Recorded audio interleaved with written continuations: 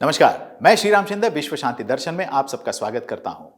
ये एक ऐसा YouTube चैनल है जिसकी शुरुआत विश्वधर्मी प्रोफेसर डॉक्टर विश्वनाथ कराड़ जी ने की है और इसमें हम आपको सुनाते हैं कुछ अच्छी और सकारात्मक खबरें। आइए शुरू करते हैं आज की सुर्खियों के साथ। अल्जाइमर की नई नैदानिक तकनीक, ओलंपिक समिति की बैठक मुंबई में, वन्य जीव के लिए विशेष परियोजनाएं, दादी बनी YouTube स्टार, मलबे से बने बिल्डिंग ब्लॉक्स। अब कृत्रिम बुद्धिमत्ता की मदद से अल्जाइमर का पता 90% सटीक लग सकता है। जानते हैं क्या है यह आविष्कार। अमेरिकी शोधकर्ताओं ने एक नया कृत्रिम बुद्धिमत्ता आधारित उपकरण विकसित किया है जिसने नियमित रूप से एकत्रित नैदानिक मस्तिष्क छवियों से अल्जाइमर रोग का पता लगाने में 90% सटीकता दिखाई है। मैसाचुसेट्स जनरल अस्पताल में एक समूह द्वारा विकसित उपकरण चिकित्सकों को उन मरीजों की पहचान करने में मदद कर सकता है जो उपचार से लाभान्वित होंगे। इस अनुसंधान में अल्जाइमर रोग के जोखिम वाले 2348 रोगियों से 11103 मस्तिष्क MRI छवियां और अल्जाइमर रोग के बिना 8456 रोगियों से 26,892 छवियां शामिल थीं। मॉडल ने 90% सटीकता के साथ अल्जाइमर रोग के जोखिम का पता लगाया। 40 साल के बाद अंतर्राष्ट्रीय ओलंपिक समिति की बैठक भारत में होगी। यह बैठक 15 से 17 अक्टूबर के बीच मुंबई में होने वाली है। भारतीय शहर मुंबई में 140वें अंतर्राष्ट्रीय ओलंपिक समिति का सत्र 15, 16 और 17 अक्टूबर 2023 को आयोजित होने वाला है। आईओसी कार्यकारी मंडल की बैठक आईओसी सत्र से पहले 12 और 13 अक्टूबर को आयोजित की जाएगी, जबकि उद्घाटन समारोह का सत्र 14 अक्टूबर के लिए निर्धारित है। फरवरी 2022 में बीजिंग में आयोजित 139वें आईओसी सत्र के दौरान आईओसी के सदस्यों द्वारा भारत में 140वां आईओसी सत्र आयोजित करने का निर्णय लिया गया था। इससे पहले आईओसी का 86वां सत्र 1983 में नई दिल्ली में आयोजित किया गया था। 4 परियोजनाएं करेंगी दक्षिण एशिया के कुछ अनाकर्षक जंगली जानवरों का रक्षण। लेते हैं ज्यादा जानकारी।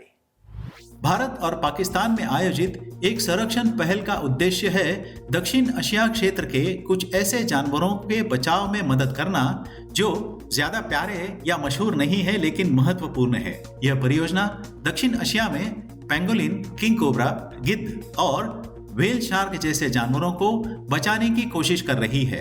पेंगोलिन शर्मीले निशाचर स्तनधारी हैं, जिनके पूरे शरीर कवच से ढके होते हैं। इसी कारण उनके विलुप्त होने का खतरा है। पारंपरिक चीनी चिकित्सा में पेंगोलिन शल्कों का उपयोग किया जाता है। वैसे उनके अंतर्राष्ट्रीय व्यापार पर प्रतिबंध लगा दिया गया है, लेकिन फिर भी बड़े पैमाने पर उनकी अवैध शिकार हो रही है। सभी विषैले सांपों में सबसे बड़ा किंग कोबरा दक्षिण पूर्व एशिया का मूल निवासी है।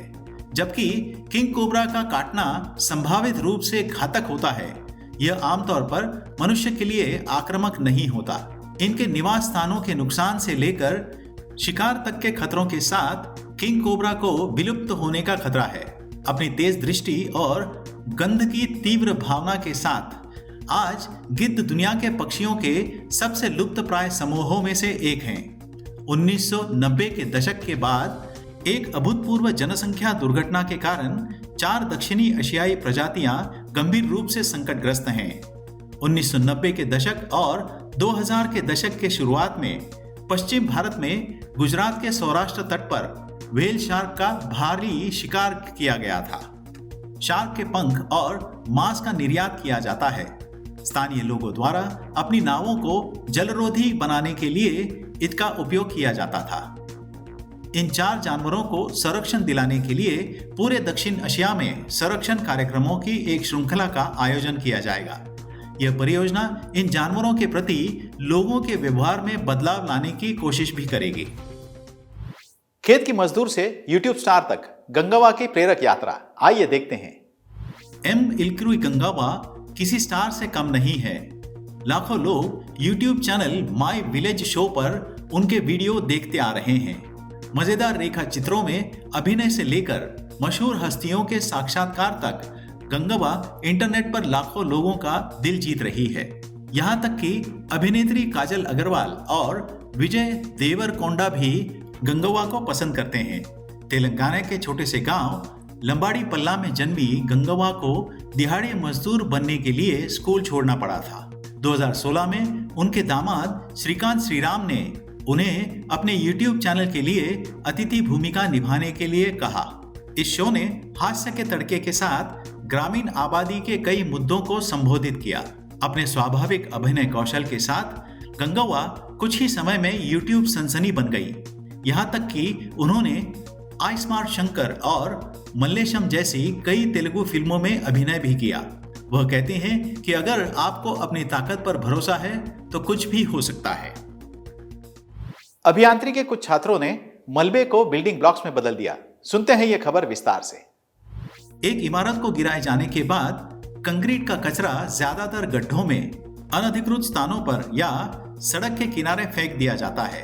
इरोड के अभियांत्रिकी छात्रों के एक समूह ने इस ठोस कचरे से एक नई संरचना के निर्माण खंड बनाने के लिए सफलता पाई है। कोंगू इंजीनियरिंग कॉलेज इरोड के छात्रों ने हाल ही में IIT मद्रास द्वारा कंक्रीट मलबे से ब्लॉक विकसित करने के लिए आयोजित कार्बन जीरो चैलेंज प्रतियोगिता में एक पुरस्कार जीता। मलबे को खोखले या पेवर ब्लॉक जैसी निर्माण सामग्री में पुनर्नवीकरण किया जा सकता है। इन छात्रों ने संपीड़ित शक्ति के लिए ब्लॉकों का परीक्षण किया और पाया है कि वे पारंपरिक ईंटों और कंक्रीट ब्लॉक की तुलना में अधिक मजबूत और टिकाऊ होते हैं। अब छात्रों के इस समूह ने प्रौद्योगिकी और अपशिष्ट प्रसंस्करण तथा उपयोग किए जाने वाले उपकरण दोनों के लिए पेटेंट के लिए आवेदन किया है। कई भारतीयों के लिए त्रिफला दशकों पुराना घरेलू उपचार है। वैज्ञानिक शोध इसके बारे में क्या कहता है, आइए जानते हैं जाते जाते। एक सर्वेक्षण के अनुसार भारत की 14% शहरी आबादी पुरानी कब्ज से पीड़ित है। यह कई कारणों से होता है, जिनमें निर्जलीकरण और अत्यधिक तनाव शामिल हैं।